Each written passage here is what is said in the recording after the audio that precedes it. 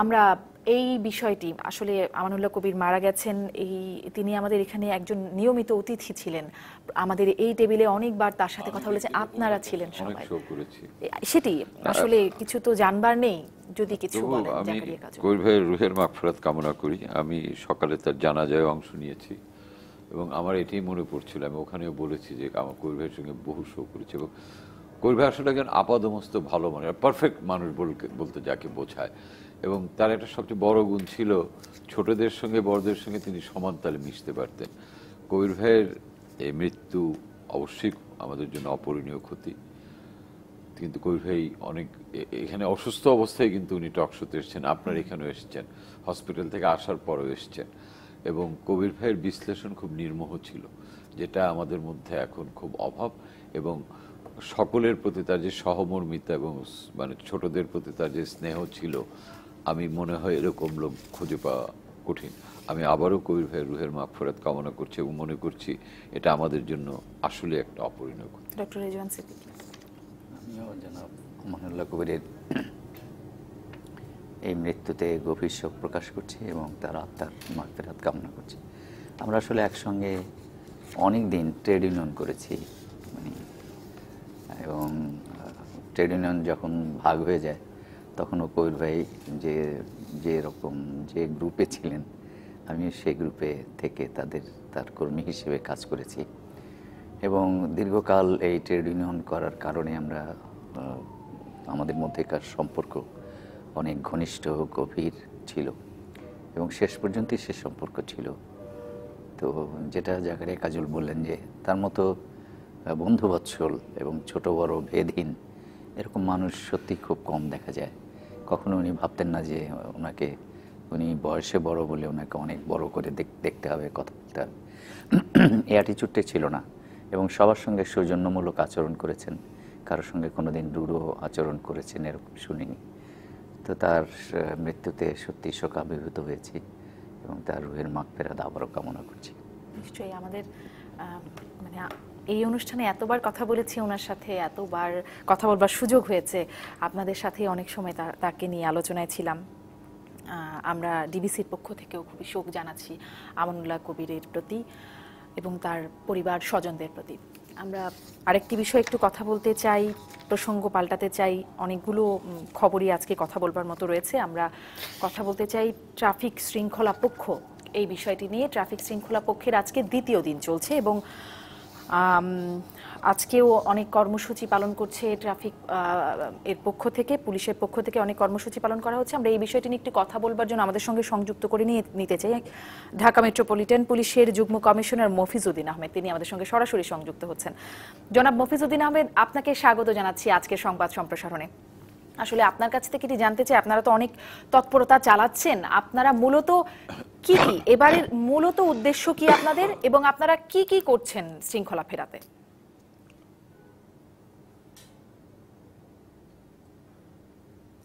জি, আপনাকে ধন্যবাদ। আপনারা জানেন যে আমাদের জুলাই মাসে গত বছর দুজন ছাত্র সড়ক দুর্ঘটনায় নিহত হওয়ার পরে আসলে দেশব্যাপী ছাত্রদের যে আন্দোলন হয়েছিল, তারপরে ট্রাফিক সপ্তাহ পালিত হয়, পরবর্তীতে আমরা ঢাকায় ট্রাফিক মাস পালন করি। এরপরে আমাদের আরেকটা ট্রাফিক শৃঙ্খলা সপ্তাহ পালিত হয়েছিল 3 পর্যায়ে। এবং আপনারা দেখবেন যে এই বিগত দিনে এই বিভিন্ন সময়ব্যাপী এই কর্মসূচি পালন করার পরে আমাদের ঢাকা শহরের ট্রাফিক শৃঙ্খলা কিন্তু অনেকটা এস্টাবলিশড হয়েছিল। বিশেষ করে আপনারা মোটরসাইকেলের শৃঙ্খলার ব্যাপারে দেখবেন যে হেলমেট পরা, উল্টো পথে যাতায়াতটা অনেকটা কমে গিয়েছিল এবং আমাদের ইন্টারসেকশন কেন্দ্রিক যে ডিসিপ্লিনটা, এটা অনেকটা এস্টাবলিশড হয়েছিল। পরবর্তীতে মাঝে নির্বাচনের কারণে ঢাকা শহরের যানজট বা লোকের চাপ কিন্তু আসলেই কম ছিল। আবার জানুয়ারি থেকে যখন ঢাকা শহরে লোকজন বা গাড়ি ঘোড়ার চাপ অত্যন্ত বেড়ে যায়, তো আমরা আবার নতুন করে প্রয়োজনতা অনুভব করি যে নতুন করে আবার নতুন বছরে এই ট্রাফিক সচেতনতা করার প্রয়োজন রয়েছে। সে কারণে আমাদের গত 15 তারিখে মাননীয় স্বরাষ্ট্রমন্ত্রী মহোদয় এবং পুলিশ কমিশনার মহোদয় আমাদের ট্রাফিক পক্ষ উদ্বোধন করেন এবং এই উদ্বোধনের মধ্য দিয়ে আমরা বেশ কিছু কর্মসূচি হাতে নিয়েছি সেই কর্মসূচির ভিতরে রয়েছে আমাদের এই যে ইন্টারসেকশন কেন্দ্রিক ব্যবস্থাপনা। আসলে একটা ইন্টারসেকশনের 3টা 4টা 5টা ফেজ থাকে এবং ইন্টারসেকশনেই সমস্ত ঝামেলার কারণ হয়ে দাঁড়ায়। সেখানে আমরা আমাদের ট্রাফিক পুলিশের পাশাপাশি আপনারা দেখবেন যে রেড ক্রিসেন্ট টিম নিয়োজিত করেছি, আমাদের পুলিশের অন্য উইংয়ের সদস্যদের নিয়োজিত করেছি, আমাদের ফুট ওভার ব্রিজ এবং এই বিশেষ চেকপোস্ট ব্যবস্থা কার্যকরী করা হয়েছে। আমাদের মূল লক্ষ্য উদ্দেশ্য হলো ট্রাফিক ডিসিপ্লিনটা আরো এস্টাবলিশ করা। জি জনাব মফিজউদ্দিন আহমেদ, আপনি যেটি বলছিলেন যে মানে আপনাদের কর্মসূচির ফলে এর আগে যখন তৃতীয়বারের মতো আপনারা মানে 3টি দফায় আপনারা আপনাদের কর্মসূচি পালন করেছেন, তার ফলে অনেকটা শৃঙ্খলা ফিরেছিল, হয়েছিল, গিয়েছিল, এরকম শব্দ আপনি ব্যবহার করছেন। আসলে এগুলোকে কন্টিনিউ করা সম্ভব হলো না কেন? এখন তো আবার আসলেই বিশৃঙ্খল অবস্থা রাস্তাঘাটে।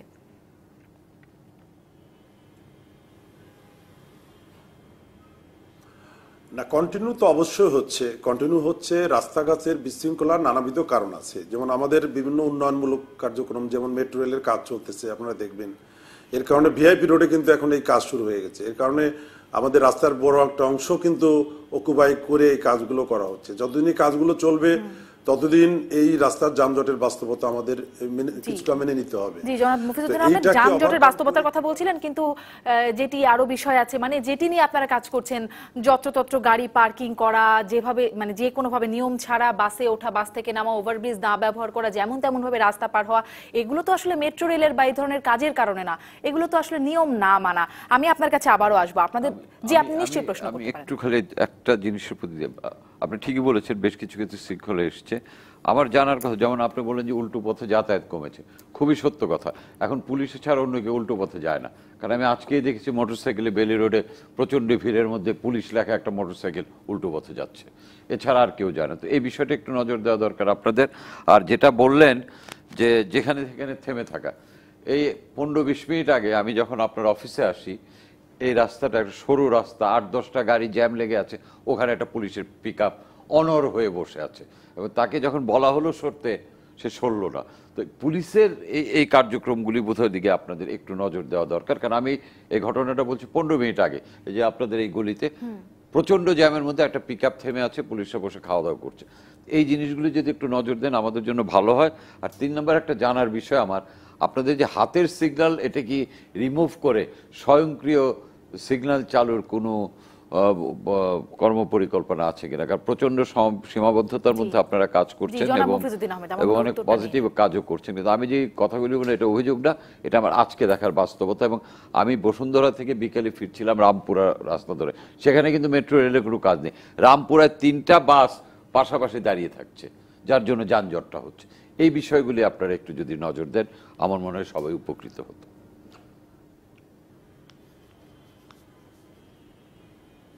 জি, আপনাকে ধন্যবাদ। আমরা আসলে এই বিষয়গুলো নিয়ে বেশ কিছু কর্মসূচি হাতে নিয়েছি। আপনারা দেখবেন যে ঢাকা শহরের যে ট্রাফিক সিগন্যালের কিন্তু অনেকগুলোই কিন্তু এস্টাবলিশড হয়েছে এবং অনেকগুলো আমরা ট্রাফিক সিগন্যালে কিন্তু গাড়ি পার করতেছি এবং আমরা চেষ্টা করতেছি এই সংখ্যা আস্তে আস্তে বাড়িয়ে এটাকে এস্টাবলিশ করা। আর আপনি রামপুরা রোডের কথা বললেন, আমরা সম্প্রতিকালে বিআরটিসির সাথে কথা বলেছি। বিআরটিসির বহরে নতুন 600 গাড়ি আসছে, এর ভিতরে 200 এসি বাস, দোতলা বাস 300, 100 নন এসি বাস। এই বাসগুলোকে স্টাবলিশ করে বিশেষ করে উত্তরা থেকে মতিঝিল পর্যন্ত এই রামপুরা রোড দিয়ে টোটালি রিক্সামুক্ত করে ঘন ঘন স্টপেজ দিয়ে আমরা একটা শৃঙ্খলা ফিরিয়ে আনতে চাই, যে মানুষকে ভালো সার্ভিস দিয়ে এই রিক্সায় চলাচল না করে মানুষ ঘন ঘন বাসে উঠবে নামবে। আর একটা আমরা বাসের শৃঙ্খলা আনার জন্য আমরা এই বাসের যে কাউন্টার ভিত্তিক ব্যবস্থাপনা, এটাকে আমরা অনেকটা এস্টাবলিশ করেছি, আরও এস্টাবলিশ করতে চাই, যে প্রতিটা কাউন্টারে টিকিট থাকবে এবং বাসগুলো এক কাউন্টার থেকে আরেক কাউন্টারে দরজা বন্ধ করে যাবে এবং কাউন্টারে গিয়ে ফুটপাথ ঘেঁষে দাঁড়ানোর পরে দরজা খোলার পরে যাত্রীরা টিকিট নিয়ে লাইন দিয়ে উঠবে, আবার আবার পরবর্তী কাউন্টারে গিয়ে নামবে। আমি বুঝাতে পারি না আপনাকে, 3টা বাস পাশাপাশি থেমে আছে, এই জিনিসটা একটু যদি দেখেন। জি, মানে এটি হচ্ছে এখনো অনেক ক্ষেত্রে সড়কের বাস্তবতা।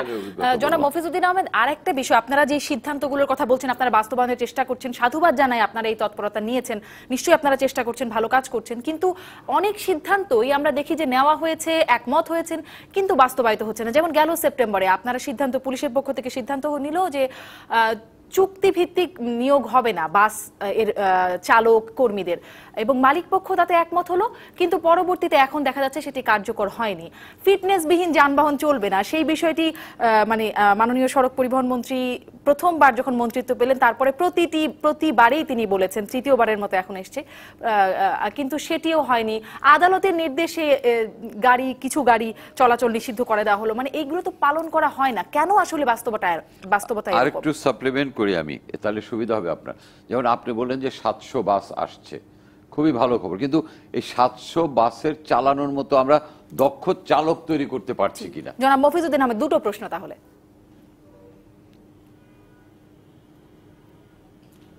জি জি জি জি এই চালক তৈরির ব্যাপারে রিসেন্টলি আমাদের বিআরটিসি চেয়ারম্যান মহোদয়ের সাথে মিটিং হয়েছে এবং তারা ব্যাপকভাবে নতুন চালক বের করার ব্যাপারে উদ্যোগ নিয়েছেন। বিআরটি এর পক্ষ থেকে উদ্যোগ নেওয়া হয়েছে।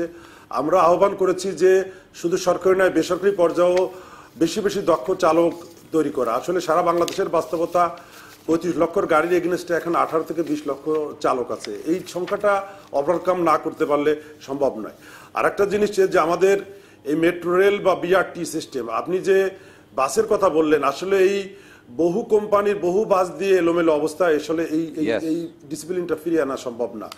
বিআরটিসির মতো এবং বাস রুট ফ্রাঞ্চাইজদের মতো একক নেতৃত্ব বাস সার্ভিস ছাড়া এই ডিসিপ্লিনটা কিন্তু আনা সম্ভব না।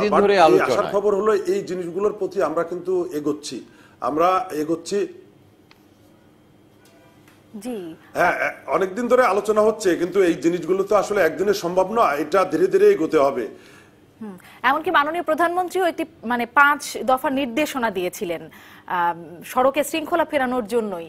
সেটিরও কি সেই বিষয়েও কি অগ্রগতি হয়েছে? নিশ্চয়ই আপনার মনে আছে 5 দফা নির্দেশনা ছিল মাননীয় প্রধানমন্ত্রীর।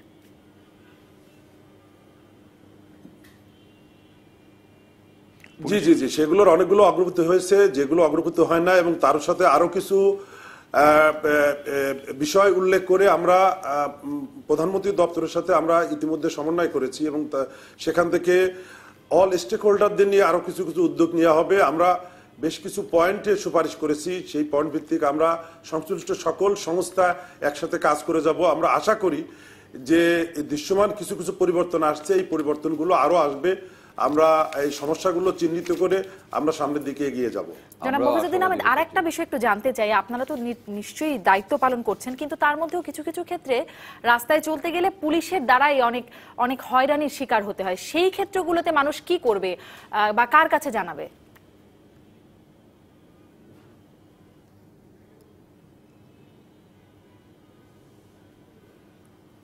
না, এটা রাস্তা যেহেতু আমাদের 4000 ট্রাফিক পুলিশ কাজ করে, আসলে সবার কর্মকাণ্ড তো এক না। আমরা তাদেরকে ট্রেনিং দিয়ে, প্রশিক্ষণ দিয়ে, ব্রিফিং দিয়ে প্রতিনিয়ত সুপারভাইজ করে কাজ করি।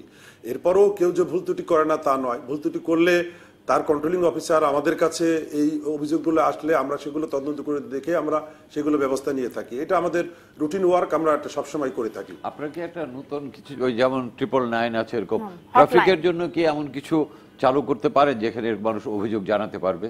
এটা বোধহয় করলে সাইকোলজিক্যালও একটা হবে, যে একটা নির্দিষ্ট নাম্বার, যে কেউ যদি ট্রাফিক করতে অন্যায়ভাবে হয়রানি হয়, এই অ্যাপে এই নাম্বারে জানালে মোবাইলে ভিডিও করেও তো দিয়ে দেওয়া যায়, সেরকমটা সম্ভব কি? গাড়িতে দেখবেন এটা কিন্তু পারে। সিএনজি সহ বিভিন্ন গাড়িতে আপনারা দেখবেন যে ট্রাফিকের কন্ট্রোল রুমের কিন্তু নাম্বার দেওয়া আছে। সেই নাম্বারে ফোন করলে আপনার কমপ্লেন দিলে সাথে সাথে বেতারের মাধ্যমে কিন্তু সেখানে অ্যাটেন্ড করা হয়ে থাকে। তো এই জিনিসগুলো কিন্তু বহুত পুরাতন, এইগুলো আমরা করছি। অনেকে হয়তো জানেন, অনেকে জানেন না, বাট এই প্র্যাকটিসটা কিন্তু আমাদের চালু আছে। কিন্তু এখানেও আবার অভিযোগ আছে যে আসলে সেই কন্ট্রোল রুমে ফোন মানে করে ওই পাওয়া নাম্বারে যায় যদি ওই যে 999 এর মতো হেল্পলাইন, একটা এক্সক্লুসিভলি ফর ট্রাফিক একটা হেল্পলাইন করা যায় কিনা, তাহলে কিন্তু এটা আরো বেশি উপযোগী হতো বলে আমি মনে করি। আমি জানি না ডক্টর এজেন্সি থেকে আপনার কোনো মন্তব্য বা কোনো প্রশ্ন এই বিষয়ে কোনো মন্তব্য করতে চান আপনি? মানে সম্প্রতি যেই আমরা গতকাল থেকে দেখছি, আমি যেটা দেখেছি যে উনি ঠিকই বলেছেন যে ধরেন মেট্রো রেল হচ্ছে, এখানে তো ওনার কোনো হাত নেই, এবং এই সাফারিংসটা আপনাকে মানতেই হবে, কোনো উপায় নেই। এবং আমি শহরে চলাচল করতে গেলে দেখা যায় অনেক জায়গায় বোল্ডার দিয়ে সব আলাদা করে, যেটা রাস্তা ধরেন 30 ফিটের রাস্তা সেটা হয়তো 10-15 ফিটে চলে এসছে, ফলে অবভিয়াসলি সঙ্গে সঙ্গে ট্রাফিক কনজেশন হচ্ছে। এটা হলো একটা দিক, কিন্তু আরেকটা দিক যেটা এমনকি আমি নেপালেও লক্ষ্য করলাম যে এই জিনিসটা খুব মেনে চলে, সেটা হলো ইলেকট্রনিক সিগন্যালিং সিস্টেম। এটা খুব দরকার এবং এখানে যেমন বারবার পুলিশের তরফ থেকে ঘোষণা করা হয়েছে যে জাহাঙ্গীর গেট থেকে প্রেস ক্লাব পর্যন্ত বা হাইকোর্ট পর্যন্ত এই জায়গাটা সিগন্যালে চলবে, মানে কোনো হাত দেখিয়ে ট্রাফিক পুলিশ এটা নিয়ন্ত্রণ করবে না। কিন্তু দেখা যায় যে রেড সিগন্যাল 3বার চলে গেল, আমি দাঁড়িয়ে আছি, কিংবা গ্রিন সিগন্যাল তিনবার চলে গেল, আমি দাঁড়িয়ে আছি। এবং সেটা আপনি এখানে যে ইয়েটা আছে, রেলওয়ে ওভারব্রিজটা আছে র্যাংসের এখানে, এই রাস্তাটা পার হয়ে আপনি যখন বিজয় সরণির মাথায় আসবেন, এখানে আপনি লক্ষ্য করবেন না হলেও 10-15 জন ট্রাফিক পুলিশ এখানে এটা নিয়ন্ত্রণ করতে থাকে এবং তারা সবসময় হাত তুলে এটা নিয়ন্ত্রণ করেন। ফলে হয় যে ওই মোড়টা এসে আমি দেখতে পাচ্ছি যে আমার সিগন্যাল ওপেন, কিন্তু আমি যেতে পারছি না, কারণ ট্রাফিক পুলিশ হাত তুলে আমাকে থামাচ্ছে। কিন্তু যদি এইটা একটু স্ট্রিক্টলি মেনটেন করা যায় যে না, যদি গ্রিন, হ্যাঁ ইলেকট্রনিক, যদি গ্রিন সিগন্যাল হয় তাহলে আমি যাবই, আর যদি রেড সিগন্যাল হয় তাহলে আমি থামবই, যদি কোনো কারণে আমি না থামি তাহলে আমাকে ধরবার নানান কায়দা পুলিশের কাছে আছে। বিষয় বোধহয় এবারে তৎপরতা বা কার্যক্রমের অংশ হিসেবে আছে। এর আগেও বলেছিলেন পুলিশের কর্মকর্তারা যে ইলেকশনের আগে, বেশ আগে, যে জাহাঙ্গীর গেট থেকে হাইকোর্ট পর্যন্ত। আমি এই প্রসঙ্গটি নিয়ে জনাব মফিজউদ্দিন আহমেদ আসলে এটাই জানতে চাই, এই যে সাময়িকভাবে একটু কাজে আসে, মানে যেই বিষয়গুলো তৎপরতা আপনারা চালান, পরে গিয়ে আবার অনেকটাই সেটা স্তীমিত হয়ে যায়, এগুলো চলমান রাখার জন্য আপনারা যে সিদ্ধান্তগুলো নিচ্ছেন বা যে তৎপরতাগুলো চালাচ্ছেন, সচেতনতামূলক বলেন বা যেভাবেই চলছে, সেটি চলমান রাখার কোনো প্রক্রিয়া আপনারা নেবেন কিনা?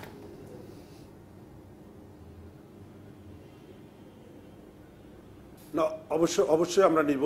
আমাদের দেখবেন সম্প্রতিকালে আমাদের হাইকোর্ট ক্রসিং, কদমফোয়ারা ক্রসিং, মৎস্য ভবন ক্রসিং, কাকরাইল মসজিদ church crossing, Shahbag crossing, hotel intercontinental crossing, Bangla motor crossing, এই কয়টা ইন্টারসেকশনে কিন্তু ট্রাফিক সিগন্যাল চালু আছে। উনি যেটা বললেন বিজয় সরণি ক্রসিং এ ট্রাফিক সিগন্যাল ভালো আছে, কিন্তু সমস্যা হয়ে যায় সিগন্যালে আমরা চালাচ্ছি টেস্ট বেসিসে, যখন গাড়ির পরিমাণ অত্যন্ত বেড়ে যায় তখন আসলে অনেক কিছু করার থাকে না। তো সেটাকে ওভারকাম করার জন্য আমরা রিমোট কন্ট্রোল সিস্টেম ব্যবস্থা এনেছি, যে কোনো দিকে বেশি টেল থাকলে সেখানে গ্রিন সিগন্যালে একটু সময় বাড়িয়ে দিয়ে সেটাকে টেনে দেওয়া। আরেকটা জিনিস আমরা করেছি, এই কাজটা এতদিনে সিটি কর্পোরেশনের পক্ষ থেকে করা হয়েছে, আমাদের ঢাকা মেট্রোপলিটনের ট্রাফিক বিভাগের জন্য একটা ট্রাফিক কারিগরি ইউনিট, ইঞ্জিনিয়ার এবং টেকনিক্যাল পার্সন দিয়ে একটা সরকারের পক্ষ থেকে আমরা একটা পেয়েছি, খুব তাড়াতাড়ি জনবল নিয়োগ দিয়ে আমরা চেষ্টা করব এটাকে ইউটিলাইজ করে এই সিগন্যালগুলো, ইন্টারসেকশনগুলোর টোটালি ইলেকট্রিক সিগন্যালে চালিয়ে এই জিনিসটাকে একটু ডিসিপ্লিনে ফিরিয়ে আনা। আমরা একটা শেষ প্রশ্ন একটু করতে চাই আপনার কাছে। আপনারা আসলে অনেক চেষ্টা করছেন নিঃসন্দেহে, কিন্তু আমরা কি আসলে সড়কে শৃঙ্খলা সত্যিকার অর্থে দেখতে পাবো খুব অদূর ভবিষ্যতে? আশ্বস্ত করতে পারেন?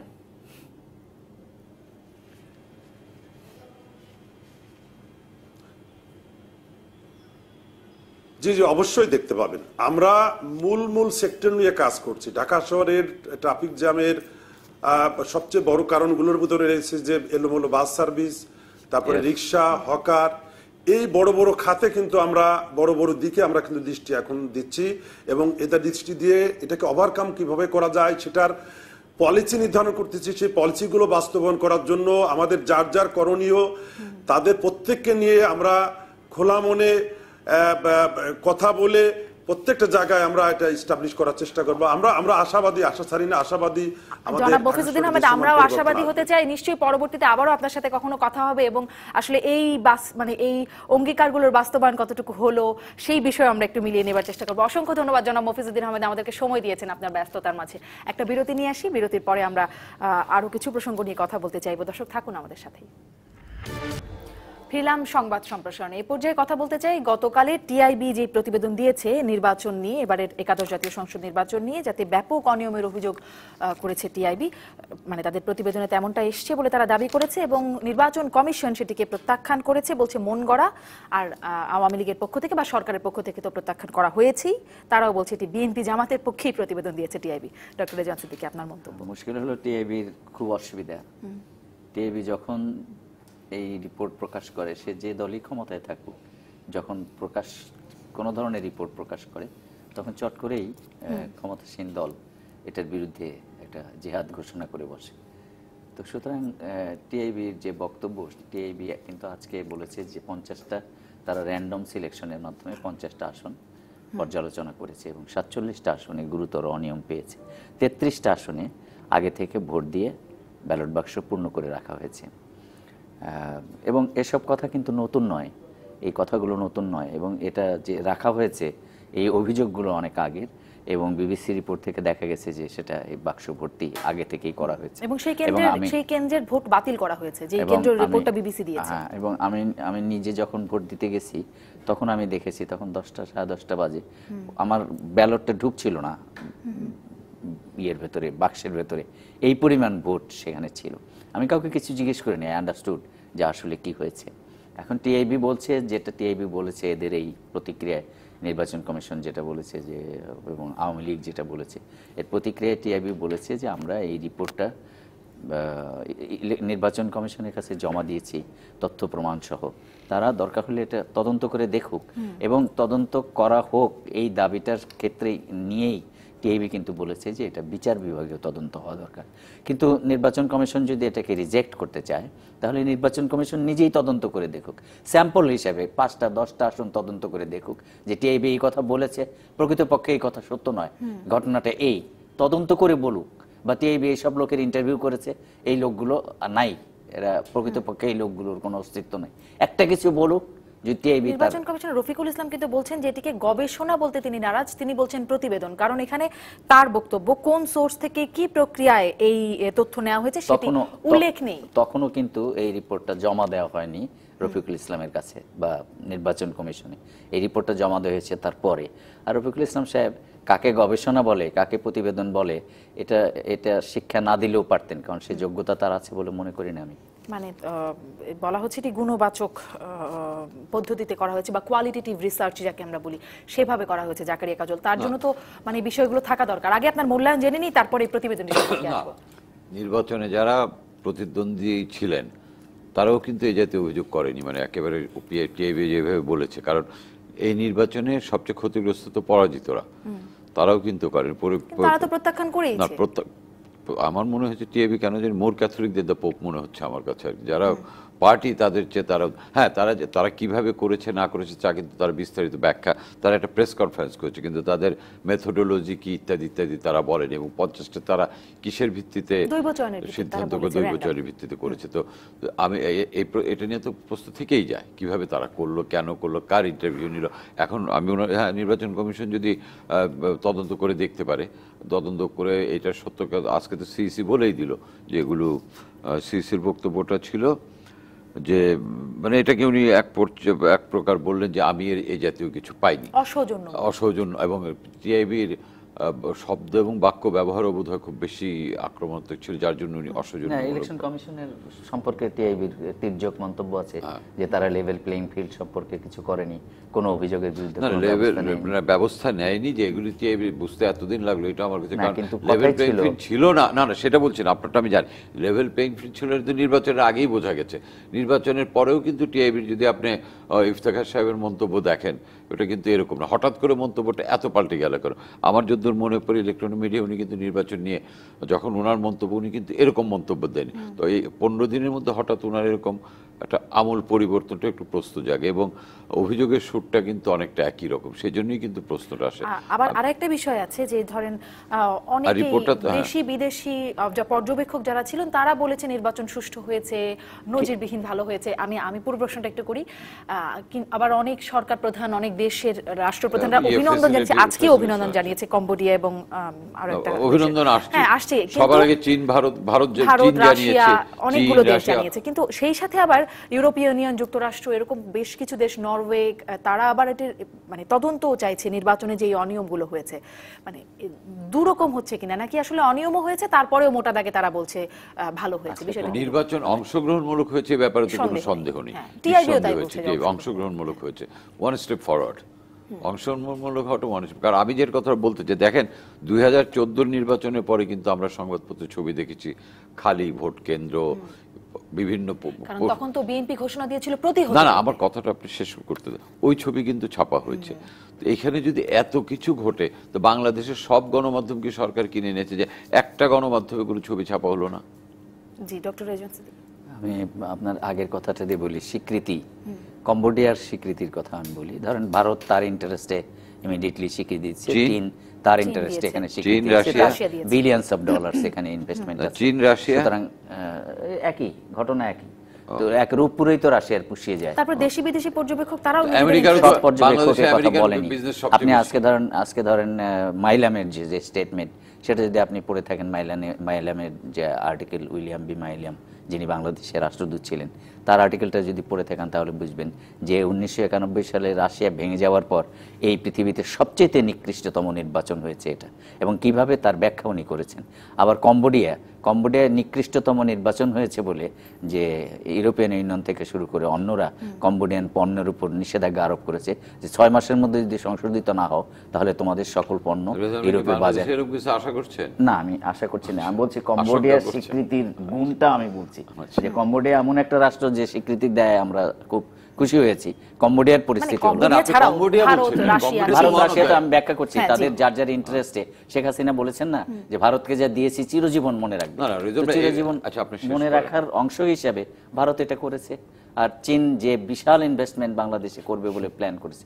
অপরদিকে স্ট্র্যাটেজিক্যালি চীনের জন্য বাংলাদেশ তাহলে অত্যন্ত কি এরকম ইম্পর্টেন্ট বলা জায়গা। যায় যে যারা আসলে স্বীকৃতি, মানে যারা আসলে এরকম ত্রুটিপূর্ণ বলছে তাহলে তাদের তাদের ইন্টারেস্ট স্বার্থে নাই কি? বলে বা তাদের স্বার্থ আমেরিকা- বিঘ্নিত বাংলাদেশে হয়েছে কি- বলে না, না, তারা তাহলে কি এমনটি বাংলাদেশে করছে? আমেরিকার কোনো স্বার্থ নাই? স্বার্থ আছে, তারা তো এইভাবে স্বীকৃতি দেয় না। তাহলে আপনি বলছেন যাদের স্বার্থ আছে তারা স্বীকৃতি দিচ্ছে, তাই আমেরিকা দিয়ে তারা আবার কোন তুলসী মানে পাতা যাদের হয়ে গেল? স্বার্থ বিঘ্নিত হচ্ছে তারা কি অস্বীকৃতি দিচ্ছে বা তারা সমালোচনা করছে? মানে না, যদি সমালোচনা স্বার্থ এমনটা কি? বিঘ্নিত হওয়ার জন্য নয়, ডেমোক্রেসি সাস্টেইন করানোর জন্য সেটা করছে না এখানে। সেটাই হলো তাদের বক্তব্য, তাদের তো অন্য বক্তব্য জি, নেই। জাকারিয়া কাজল। রেজন ভাই যেটা বললেন যে যারা ফ্যাসিলিটেট করেছে তাদের স্বার্থে করেছে, তো বাংলাদেশে তো আমেরিকান স্বার্থ কম বলে আমার মনে হয় না। না, business করো। হ্যাঁ, তাহলে তারা কেন করছে না? তারা করছে না, তারা ডেমোক্রেসি চায়। ও আচ্ছা, অন্যরা ডেমোক্রেসি চায় না? অন্যরা ডেমোক্রেসি চায় না বাংলাদেশ। তাহলে আমেরিকাই বা আমেরিকা আমাদের দেশে সারা এত পৃথিবী democracy একদিকে, চাইছেই বা কেন? আমেরিকা, ইউরোপিয়ান ইউনিয়ন, না, না, আপনার নিজের যারা বিনিয়োগ আছে, যাদের ইকোনমিক ইন্টারেস্ট আছে, তারা ফ্যাসিলিটেট তবে একটা করছে। প্রশ্ন আমি ইউরোপিয়ানের একটু বলেই যেতে চাই, ইকোনমিক একটা ইন্টারেস্ট বিরতিতে আছে, যাই। আমেরিকারও আছে। আমি একটা বিরতিতে যাই, কিন্তু তদন্ত হওয়া উচিত কিনা? অনিয়ম তো আসলে অনেক ক্ষেত্রে অনিয়মের চিত্র এসছেই। এটা নিয়ে তো আদালতও গেছে, আদালতও রিজেক্ট করে দিয়েছে যে কিছু পারে। আর বিএনপি তো অভিযোগ করেছে, বিএনপি 300 জনের তো অভিযোগ করার কথা। লেটস সি, নির্বাচনী ট্রাইব্যুনালে তো অভিযোগ করেছে। নিশ্চয়ই প্রমাণ Let's করার see। জন্য যে হয়েছে হ্যাঁ, কি হয়নি এটা একটা হ্যাঁ। তদন্ত নিশ্চয়ই দাবি বাম রাখতে পারে। জোটেরও আমরা একটা কিন্তু বিরতিতে যাই, না, না, যারা আমরা অভিযোগ একটা করেছে। বিরতিতে যেতে হবে। বিরতির পরে আমরা ফিরছি, দর্শক থাকুন সাথে। ফিরলাম সংবাদ সম্প্রসারণে। অনলাইনের একটি খবর নিয়ে কথা বলতে চাই। প্রথম আলো, মির্জা ফখরুলের পদত্যাগ করা উচিত বলছেন কাদের? ব্যর্থতার দায় নিয়ে পদত্যাগ একটু করতে হবে। detail দেখা যাবে রেজওয়ান কি? সিদ্দিক, আসলে ডিটেইলসটা হচ্ছে এরকমই যে আন্দোলন 10 মিনিটও আন্দোলন করতে পারেন নাই গত 10 বছরে, 10টা সিটও পান নাই, এই জন্য তার ব্যর্থতার দায় নিয়ে বিএনপি মহাসচিবের পদত্যাগ করা উচিত রেজওয়ান সিদ্দিক। আবার গতকাল কিন্তু আমরা মির্জা ফখরুলকেও বলতে শুনেছি যে প্রকাশ্য স্টেডিয়ামে ওবায়দুল কাদেরের ক্ষমা চাওয়া উচিত। ক্ষমা চাওয়া উচিত আর পদত্যাগ করা উচিতের মধ্যে একটা গুণগত পার্থক্য আছে। আর ওবায়দুল কাদের যে যাকে আন্দোলন বোঝেন সেটা বোধহয় বিএনপি বোঝে না। সেটা কারণ হলো ওবায়দুল কাদের আন্দোলন মধ্যে বোঝেন জ্বালাও, পুরাও, মাঠ ভাঙো, লগি বৈঠার আন্দোলন করো, মানুষ পিটে হত্যা করো, এটা বোধহয় উনি বোঝেন। বিএনপি সেটা বোঝে না। বিএনপি কি বোঝে? কারণ বিএনপি মহাসচিব আজকে এটি বলছেন, বৃহত্তর ঐক্য ছাড়া কঠোর আন্দোলন সম্ভব না। মানে আর কত বৃহত্তর ঐক্য করে আন্দোলনের কথা? ঐক্য ফ্রন্ট হলো, এটাই হলো নির্দলীয় জোট হলো। হ্যাঁ, বিএনপির এটাই হলো সুবিধা এবং সমস্যা। সুবিধা হলো যে বিএনপি নিয়মতান্ত্রিক পথে আন্দোলনটা করতে চায়, কিন্তু ওবায়দুল কাদেররা এটা উস্কে দিতে চাচ্ছেন যে কেন তারা আরো কঠোর জায়গায় যাচ্ছে না, যেমনটা 13-14 করেছিল তেমনটা কেন করছে না? ভাঙচুর কেন, যেমনটা আওয়ামী লীগ অতীতে করেছিল তেমন কেন করছে না? তো তেমন করলে সুবিধা হলো, তাতে গ্রেপ্তার করা যায়, তাতে অ্যারেস্ট করা যায়, মামলা করা যায়, জেল জুলুম দেয়া যায়, সব করা যায়।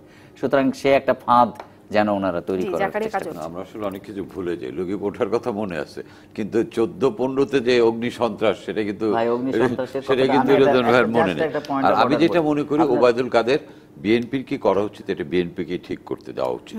এটা হচ্ছে আমার উনার, কারণ বিএনপির কে পদত্যাগ করবে না করবে এটা বোধহয় বিএনপির মধ্যে, মানে এই অ্যাডভাইসটা আমার কাছে খুব।